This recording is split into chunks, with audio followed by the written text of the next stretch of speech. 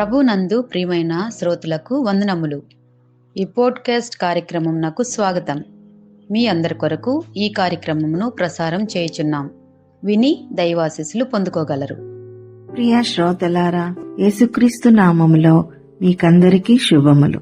అందరూ బాగున్నారా? ఈరోజు మనం ధ్యానించవలసినటువంటి అంశం the power of personal prayer, శక్తివంతమైన వ్యక్తిగత ప్రార్థన.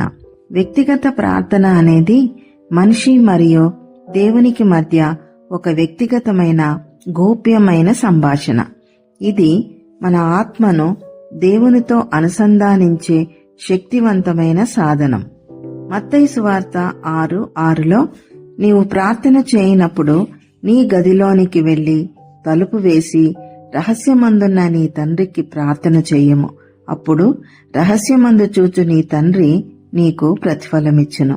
ఈ వచనంలో యేసు మనకు వ్యక్తిగత ప్రార్థన యొక్క శక్తి గురించి బోధిస్తున్నాడు. ఆయన చెప్పేది ఏమిటి అనే ప్రార్థన అనేది మనిషి ముందు ప్రదర్శన కోసం కాదు. ఇది దేవునితో వ్యక్తిగత సంభాషణ. నీ గదిలోనికి వెళ్ళి, ఇది మనకు ఒక స్పెషల్ ప్రైవేట్ స్థలం ఉండాలని సూచిస్తుంది. అక్కడ మనకు ఎటువంటి అంతరాయం లేకుండా దేవునితో మాట్లాడగలం. తలుపు వేసి, ఇది ఒక ఆధ్యాత్మిక అర్థంలో తీసుకున్నట్లయితే మన మనసులోని డిస్ట్రాక్షన్స్ కు తలుపు వేసి మన దృష్టి అంతా దేవుని మీద కేంద్రీకరించాలి. రహస్యముగా ఉండువాడైన నీ తండ్రి అంటే దేవుడు మన మనసులోని ఆలోచనలు, కోరికలు చూస్తాడు. మనం బయటికి ఎలా కనిపిస్తామన్నది కాదు, మన హృదయం లోపల ఎంత నిజాయితీగా ఉండాలన్నది ముఖ్యం.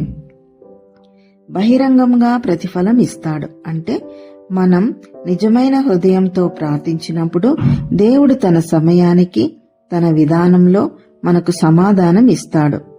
ప్రియులారా, నిజమైన విశ్వాసి తన ప్రార్థన పరలోకంలో వినబడాలని ప్రార్థిస్తాడు, కాని మానవులకు కాదు.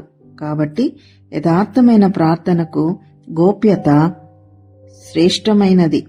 యథార్థమైన ప్రభావవంతమైన ప్రార్థనలో దీర్ఘంగా ఉండాల్సిన అవసరమూ లేదు.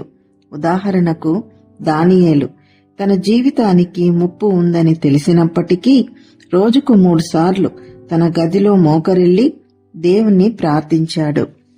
మన యేసయ్య కూడా స్వయంగా ఉదయాన్నే లేచి ఒంటరిగా ప్రదేశానికి వెళ్లి ప్రార్థించేవాడు.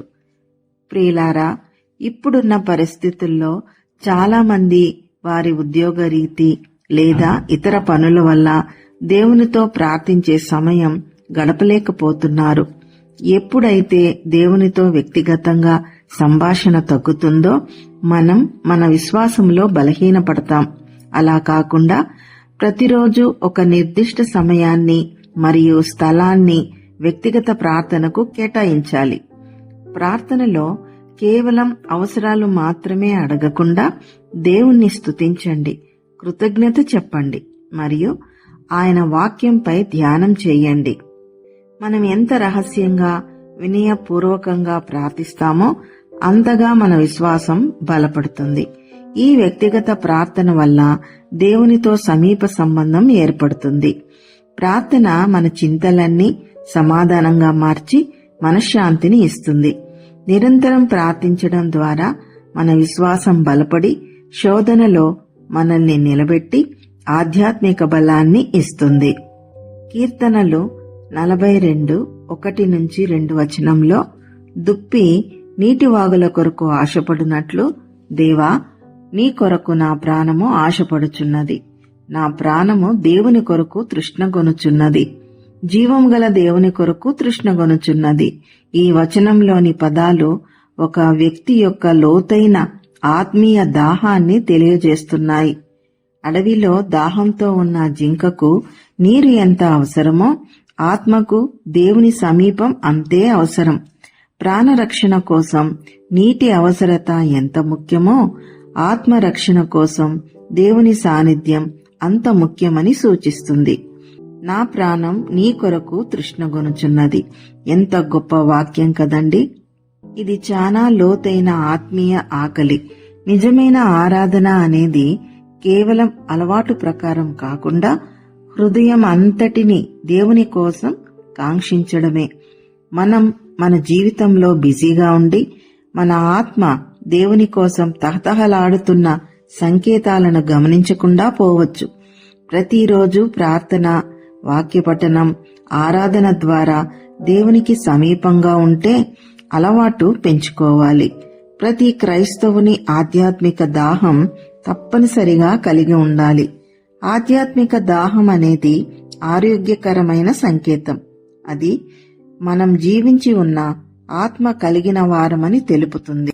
ఉదాహరణకు మరియా యేసు పాదాల యొద్ద కూర్చుని ఆయన వాక్యాన్ని ఆలకించడం ద్వారా ఆమె ఆత్మ దాహాన్ని తీర్చుకుంది. మరి అటువంటి ఆధ్యాత్మిక దాహంతో మన దేవుణ్ణి ప్రార్థిస్తామా? ప్రియమైనటువంటి యేసయ్యా, ఈ నిశ్శబ్ద సమయంలో నీ సన్నిధిలో గడిపే వరమునకు కృతజ్ఞతలు. నా హృదయాన్ని నీ ముందుంచుతున్నాను. నా ఆనందాలు, నా బాధలు, నా ఆలోచనలు అన్నీ నీకు తెలియజేస్తున్నాను. నా జీవితం నీ చిత్తానికి లోబడేలా నన్ను నడిపించు. నా లోపాలు క్షమించి నీ పరిశుద్ధాత్మలో నన్ను నింపి నీ మార్గంలో నడిపించు. నా కుటుంబం, నా స్నేహితులు మరియు నిన్ను తెలియని వారందరికీ రక్షణ, శాంతి, ఆత్మీయ వెలుగుగా ప్రసాదించు. ఆమెన్. ఈ కార్యక్రమమును గూర్చి మీ సలహాలు మరియు మీ ప్రార్థనా అవసరతల కొరకు మమ్మను సంప్రదించవలసిన మా ఫోన్ నంబర్ 9480585039 మరియు ఈమెయిల్ ఐడి info@fibaonline.org.